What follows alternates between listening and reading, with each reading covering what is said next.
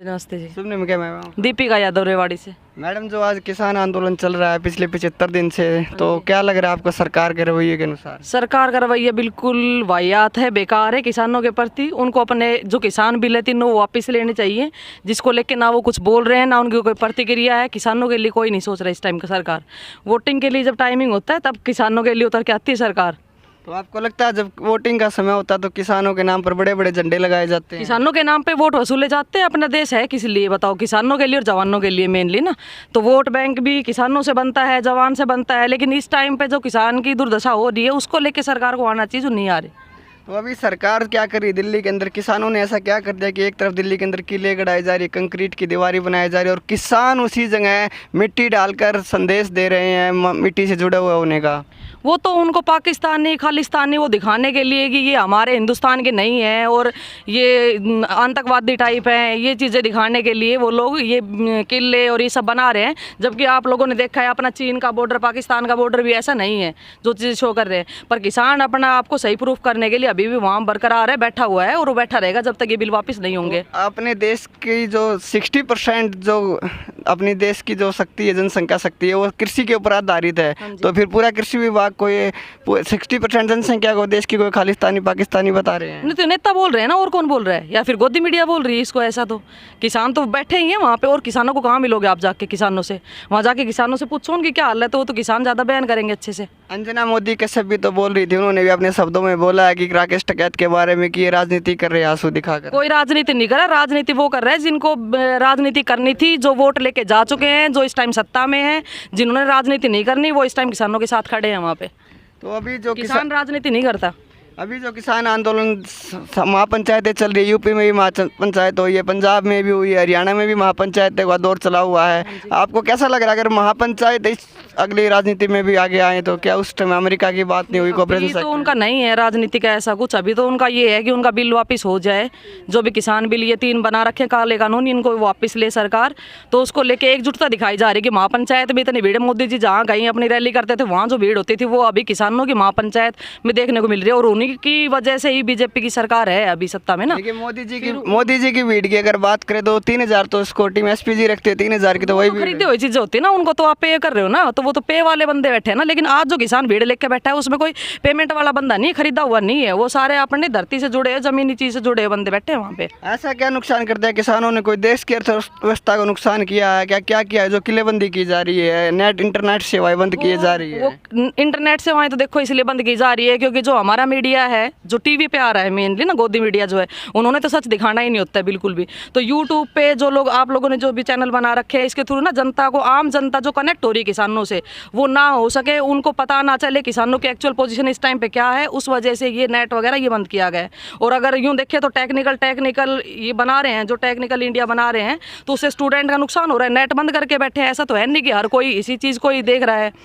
और बाकी ये है किसान देखो वहाँ पे 70 दिन से 65 दिन से बैठा हुआ है। अगर उन्होंने करना होता ये चीज़ आतंकवादी टाइप ये फैलानी होती, इतने दिन से भी वो कर लेता। अहिंसा को लेके वो जो चल रहा था, हिंसा उन्होंने नहीं करनी थी, जो की है करवाई गई है, उसमें भी सारा इन्हीं का राजनीतिक हाथ होता है, तो इन्होंने ही की है ये। तो मोदी जी बड़ी बड़ी बातें करते हैं, हिंसा की बातें करते हैं, महात्मा गांधी जी की बातें करते हैं, फिर नथुराम गोडसे की भी बातें करते हैं। तो संयुक्त किसान मोर्चा एक झंडे के सवाल के ऊपर भी उन्होंने, आपको लगता है उतरे तो सही एक बार आके अपने मन की बात अपने किसान भाइयों के सामने आके बात करे। कोई पत्थर थोड़ी उठा रहा है वहाँ पे, कोई ईंट पत्थर थोड़ी मार रहा है, कोई गोली थोड़ी मार देगा, तलवार थोड़ी लेके बैठा है। किसान ही तो है, जमीन से जुड़ा हुआ है वो बेचारा, अपने 2 टाइम की रोटी अपने 1-1 किला 2 किला में जमीन उगा के मुश्किल से अपने बच्चों को खिला रहा है, पढ़ा रहा है। सरकारी स्कूल में बच्चे उन्हीं किसानों के जा रहे हैं।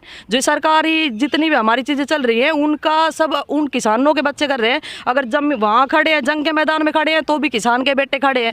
ना मोदी का कोई खड़ा है, ना किसी और राजनीति पार्टी का, कांग्रेस है या बीजेपी है, जो भी है लगा लो, बट किसी का भी बेटा ना तो सरकारी स्कूल में जा रहा है, ना कोई वहाँ बॉर्डर पे जाके बैठा है।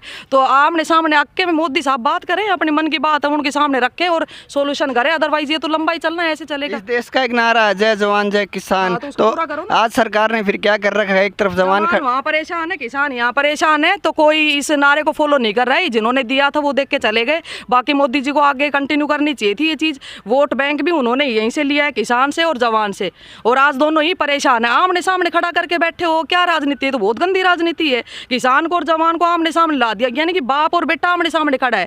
70% ऐसे बेटे हैं जिन्हीं के बाप वहाँ पे खड़े हुए हैं जो किसान है वहाँ पे, तो आप तो दोनों को लड़वा रहे हो। तो ये तो उससे भी बुरा हो गया जो अंग्रेजों ने एक चीज़ चलाई थी कि तोड़ो पाड़ो करी वाली चीज़ जो चली हुई थी उन्हीं, तो वो चीज़ वो फॉलो कर रहे हैं अभी। तो ये मत करो ना, हिंदू मुस्लिम और जवान किसान को आमने सामने लड़ा रहे हो। हिंदू मुस्लिम को जहाँ भाई भाई बोल के चल रहे थे उनको आमने सामने करके लड़ा रहे हो आप।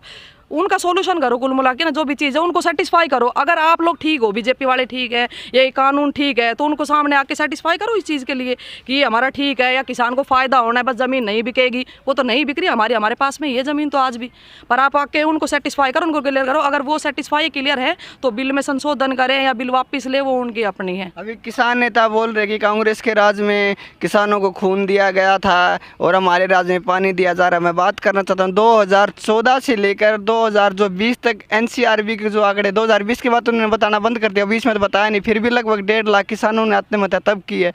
और 2014 से लेकर और 2019 तक 6,68,870 किसानों ने आत्महत्या की और सरकार बोले आर्थिक मदद किसानों तक पहुंचा रहे। कोई मदद नहीं जाती, टीआरपी के लिए, अपने मीडिया पे दिखाने के लिए कि हमने आज इतने करोड़ दिए हैं उन किसानों को। उनके आंकड़े भी आपने बोले हैं, बाकी हमने तो देखो टीवी पे ही सुने भी नहीं है ये आंकड़े। तो कोई एग्जैक्ट आंकड़े तो दिखाता भी नहीं कि कितने किसान मरे। हाँ, कोई अगर नेता मरता है तो 4 दिन तक दिखाया जाएगा, श्रीदेवी मर रही है तो 4 दिन तक दिखाया जाएगा, या कोई भी सेलिब्रिटी वो सुसाइड भी करता है ना तब भी 1 महीने तक सुशांत टीवी पे छाया रहा है। लेकिन अगर कोई किसान भाई कहाँ मर रहा है उसके अड़ोस पड़ोस गाँव में खत्म होकर वो बात रह जाती है। और बात ये चंदे तक की आज इतना देंगे वो देंगे, ये बात सिर्फ अनाउंसमेंट तक होती है। उनके परिवार से जाके पूछो, उनको कुछ भी नहीं मिल रहा होता है।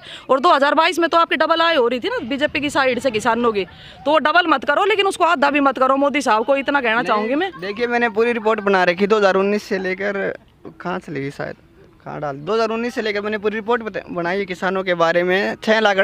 1 लाख किसान ऐसे भी जिन्हें गुमनाम भी कर दिया गया, उनको ये दिखा दिया कि बीमारी के अंदर मरे। थोड़ा साबित कर दो, उनको आतंकवादी साबित कर दो। जो पंजाब से किसान आ रहे हैं तो वो तो पंजाब टच में है पाकिस्तान के, तो वो इस तरीके से आतंकवाद फैला रहे हैं ना जी। ये गलत है ना। ये देखो, ये तो आप बिल तो लेने ही है सरकार ने, तो बैठे हैं अभी भी और बैठे रहेंगे ना। तो इन्होंने दिखा दिया था ये तो आखिरी है आज किसानों की लड़ाई और ये आखिरी रात है, लेकिन उससे नेक्स्ट डे देखो आप क्या होता है। राकेश टिकैत के एक आंसू के ऊपर कितने लोग आके वहाँ पे बैठे हैं। तो मोदी को भी तो दिखे ना वो आंसू, जब पूरी जनता को एक टिकैत के आंसू दिखे हैं तो मोदी साहब को भी देखो ना, वो टिकैत ही तो बैठे हैं सारे, वो किसान ही तो बैठे हैं वहाँ पे। मोदी जी तो बोल तो रहे हैं, प्रधानमंत्री जी ने आज बयान दिया, आज का जो पार्लियामेंट में बयान था कि भारत आयुष्मान भारत के पथ पर काफी आगे बढ़ रहा है। आगे बढ़ रहा होता तो दिख जाएगा, आपको भी दिख रहा होगा। आप हम खड़े हैं, देखो कैसे कोई कहाँ बढ़ रहा है आगे। युवा तो खड़ा है नौकरी के लिए, हम बैठे हैं। मुझे लग रहा है इस देश की 65% युवा जनसंख्या, 33% जनसंख्या सड़क पर झंडा लेकर खड़ी है। झंडा लेके खड़े हैं और क्या, आप युवा ही आगे आएंगे। युवा ही लेके आए थे बीजेपी सरकार को और युवा ही पीछे लेके जाएगा। अब पार्लियामेंट के अंदर भी आप सरकार बोली कि ये विपक्ष ने इन लोगों को गुमराह किया है कि सामने किसानों के हित के लिए घरा के गुमराह करके गया। बताओ आप, जो टीवी पे दिख रहा है हमें वो दिख रहा है, बाकी हमारे पास कोई आके कोई फोन ली तो कांटेक्ट करेगा नहीं। या पर्सनली जब मोदी साहब आके ही अपनी मन की बात नहीं कर रहे जनता से, तो हमारे पास कांग्रेस का बंदा आके कौन बात करके चला जाएगा, या आम आदमी पार्टी से कौन आके हमें भड़का के जाएगा। वो तो उनकी अपनी पर्सनल प्रॉब्लम है, इसलिए वो सड़क पे बैठे हैं, अपनी लड़ाई लड़ रहे हैं। वो लड़ेंगे अपना जब तक उनसे होता है। तो अभी पिछले 2 महीने तो हो गए, सड़क 75वें दिन हो गए सड़क पे, तो ऐसे 2 साल हो जाएंगे अगर वो बिल वापस नहीं लेते हैं तो किसान ऐसे ही बैठे रहेंगे। और मैं तो विश करती हूँ कि भाई जय जवान जय किसान का नारा फॉलो हो और आप लोग भी करो और किसान जीत के जाए यहाँ से। आप लोगों को लग रहा है क्या ये जो राजनीति का तंत्र चल रहा है, इस राजनीति के अंदर तानाशाही हो रही है? तानाशाही सरकार, बीजेपी सरकार तानाशाही चला रही है इस टाइम पे। बिल्कुल अभी तक देखो ना, मोदी जी ने अभी 2 महीने में आके हल्का सा रिएक्ट किया है, या राजनाथ सिंह देख लो या अमित शाह जी देख लो, कोई भी आके अब उनका 2-2 मिनट गया कुछ ऐसे स्पीच आए ना ट्वीट पे या कहीं भी, मतलब उनका कभी कोई भी मैसेज नहीं आया किसानों को लेके। और उल्टा वो 26 जनवरी का वेट कर रहे थे, उन्होंने पूरी राजनीति वहाँ पे खेल ली है। लाल किला वाली जो भी लगा लो, आज आप और मैं खड़े होकर दिखा देगा लाल किला पे, कौन खड़ा हो जाएगा। लेकिन वहाँ उन्होंने अपना राजनीति करना था तो उन्होंने तानाशाही तो ये थी। देखो पिटवाए भी हैं, पुलिस भी आमने सामने करा दी, बेचारे पुलिस वाले पिटे हैं, मेरे को तो उनके लिए भी खेद है। किसान भी पिट रहा है, बाकी सब अपनी रोटियां सेक रहे हैं कुल मिला के, सर्दियों में सब अपना हाथ गर्म कर रहे हैं जी। पार्लियामेंट की अगर बात करें, पार्लियामेंट के अंदर एक भी बीजेपी के विधायक ने किसानों के बारे में बात नहीं की। बाकी पार्टियों ने तो बोल रहा है, वो तो पलट के जवाब भी नहीं दे पा रहे हैं। आपने भी देखा होगा जो संसद भवन में जो हो रहा है, जो लोग अपना मुद्दा उठा रहे हैं, इतने बड़े लोग हैं, बुजुर्ग हैं, उन्होंने भी अपना मुद्दा उठाया है। तो बाकी तो मोदी साहब भी वहाँ अपना मास्क लगा के चुपचाप बैठे होते हैं, जबकि आज ना कोरोना है, उन्होंने आज कोरोना वैक्सीन बेचनी है। आप यूं बाइक घुमा के देखो, ये वीडियो थोड़ा कवर करोगे तो मुझे नहीं लगता कि कुछ कोरोना जैसा है। अगर होता तो वहाँ इतने लाख भाई बैठे हैं, किसी कोई कोरोना से नहीं मरा है। पर अगर आप यूं मार दोगे बिल ना लेके तो हाँ वो 6 लाख भी मरेंगे। कोरोना की अगर बात करें तो आज प्रधानमंत्री जी ने अभी भाषण में ये भी कहा कि भारत की तरफ पूरे विश्व की नजर है, हमने कोरोना की वैक्सीन बनाई है और पूरे विश्व की नजर भारत पर दोगे वैक्सीन दोगे किनको? उन किसानों को। वो तो 2 महीने से बैठे हैं, अभी तो उनको वैक्सीन की जरूरत है ही नहीं। इसके अंदर सबसे बड़ा टीकाकरण भी बता रहे चल रहा है। ये भी एक लूटने खसोटने वाली चीज़ है। ये तो आप देखो किसान,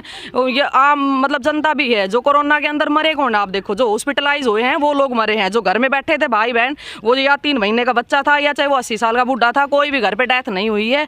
वो सारा ये राजनीतिक षड्यंत्र चलता है। जो हॉस्पिटलाइज हुए हैं बंदे, उनकी किडनी तक बिकी हैं, उनके सारे पार्ट्स बिके हैं, वो लोग ही हॉस्पिटलाइज होकर मरे हैं। अब ये वैक्सीन का धंधा है, ये एक नई चीज़ है। और ये एक टीआरपी लेवल होता है कि वहाँ से मुद्दा हटके और ये किसानों का मुद्दा हटके और वैक्सीन लेवल पे लाके इसको खत्म कर दो, जनता को इधर अट्रैक्ट कर लो कि हम वैक्सीन लेके आए। किसको जरूरत है? आप लोग, मैं लूंगी, कोई लेगा? पूछो किसी से भी, किसी को जरूरत नहीं है वैक्सीन की।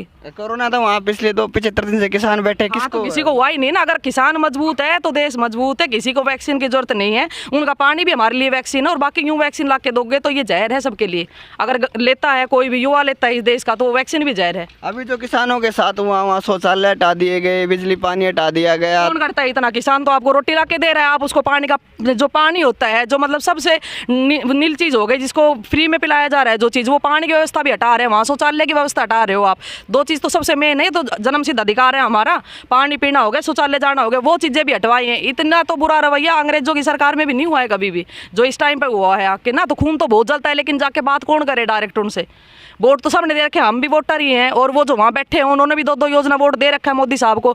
कुछ ना करें, एक बार आके बात करें, उनसे बातचीत करें। अगर जो सोल्यूशन बनता है आके कर दे वो, कि अगर वो सही है और हम गलत है, किसान गलत है, तो वो आके डिक्लेयर अपना करें कंसेप्ट के लिए। सरकार यही तो बोले कि 11 दौर की मीटिंग में किसान ये नहीं समझा पा रहे कानून में काला क्या है। किसान तो समझा रहे हैं, उनको नहीं बेचना किसी जागीरदार को, अंडाने अंबाने किसी को भी अपने गेहूं, अपनी संपत्ति, अपनी कोई भी चीज़ है वो नहीं बेचेंगे किसी के अधीन आके। किसान काम क्यों करे?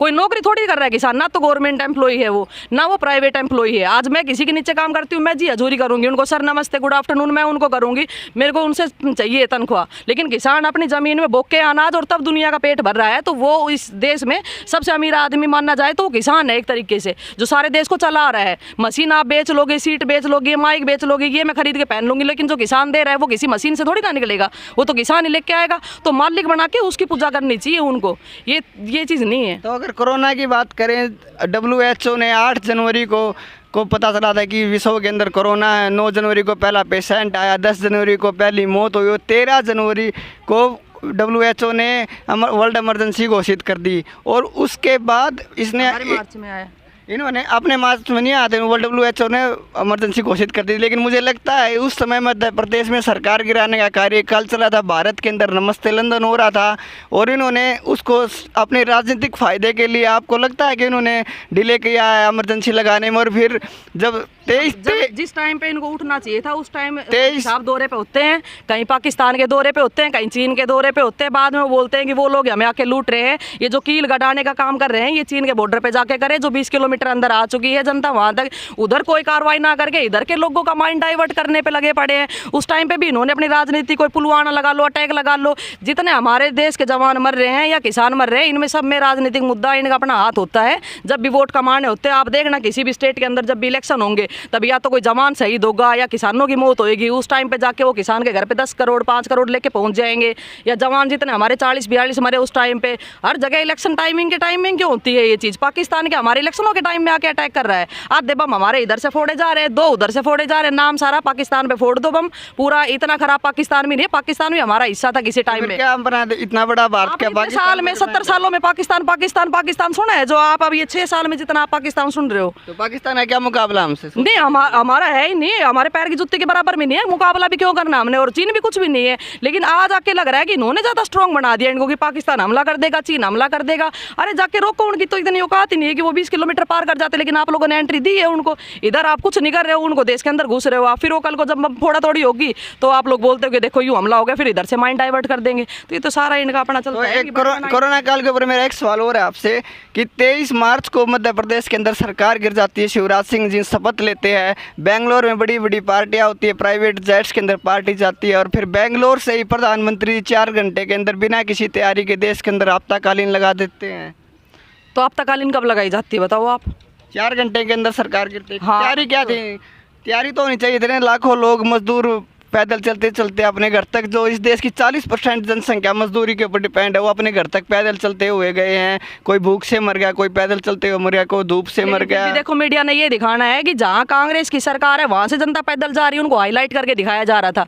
उनके लिए कोई बस नहीं है, कोई अरेंजमेंट नहीं है, लेकिन अपनी सेंट्रल गवर्नमेंट तो बीजेपी की है। अगर आप लोग करना चाहते हो तो कर सकते थे। अगर बाहर रहने वाले के लिए जेट भेज सकते तो क्या भारत के नागरिकों के लिए बस हाँ, विदेश के लिए जेट भेजे जा रहे हैं, उनके लिए सब किया जा रहा है कि हम कैसे उन लोगों को अपने देश में लेके आ रहे हैं। अरे जो अपने देश का गरीब बच्चा है, आम आदमी है, जो आपको वोट देख के यहाँ पे बैठा है, उसको आप अपने घर तक तो पहुँचाओ। छोटे छोटे 2-2 साल के बच्चे कैसे गोदी में मरे हैं उस टाइम पे, तब जो पीक टाइम था उस टाइम, वो टाइम देखो ना आप। लोगों को आर्थिक मदद के भी नहीं करने दी थी। आर्थिक मदद नहीं की है, बल्कि आर्थिक मदद पे लुटा गया है। हम टीचर्स लोग ने भी इतना मोदी के फंड में जमा कराया है, और भी जितनी बड़ी पार्टी आ गई है, जो भी बड़े लेवल पे है, स्पोर्ट्समैन भी हैं और जो भी अपने हैं एक्टर वगैरह हैं, इन लोगों से भी जो भी 5 करोड़ आया, 10 करोड़ आया, ये देखो किसी के भी जेब में 5 रुपए भी नहीं आए हैं। ये सारे मोदी के फंड में गए, पीएम फंड के अंदर जमा कराई गई चीज है ये। पर्सनल फंड है जिसका ब्यौरा नहीं, फंड है, लेकिन आया किसके में? ब्यौरा भी नहीं देना। सैलरी काटी गई है, जो गवर्नमेंट एम्प्लॉय है उनकी भी, कि जी आप एक सैलरी कटवाओगे ही कटवाओगे नहीं इस चीज़ को करके। लेकिन वो आया किसके पास में? जो मर रहे थे वो तो मर रहे हैं, जो हॉस्पिटलाइज हो रहे हैं वो प्राइवेट हो रहे हैं, सरकारी में तो कहीं जगह दी नहीं जा रही थी। तो कहाँ खर्च हुआ है वो कहीं? अच्छा, और वर्ल्ड बैंक से जो कर्जा लिया वो अलग। वो अगर अब मोदी सरकार चली भी जाती, कांग्रेस आ भी जाती है, तो 70 साल तक वो कर्जा नहीं चुका पाएगी। आपको लग रहा है जो दिव्य और मोमबत्तियां जलवाई थी, उसी दिव्य के अंधेरे के नीचे लाखों लाशों का कारोबार हुआ है? मोमबत्ती जलानी है, उसका मोमबत्ती का जलाने का पर्पज क्या होता है? थाली बजाने का पर्पज क्या होता है? कि जागरूकता पैदा करना। इंसान अपने अंदर जागरूकता पैदा करो, फिर जनता के अंदर जागरूकता पैदा करो। वो थाली बजानी, अब जाके किसानों के बीच में बजवाओ वो थालियाँ, वो मोमबत्तियाँ वहाँ पे लगवाओ। अब वहाँ पे तो मोमबत्ती क्या, वो तो तार बिजली सब हटा दी, लाइटें हटा दी। वहाँ की तो मोमबत्तियाँ छीनी है, वहाँ के तो बिजली के तार भी काटे गए हैं, सब चीज़ की गई हैं। चलिए, धन्यवाद मैडम। Thank you.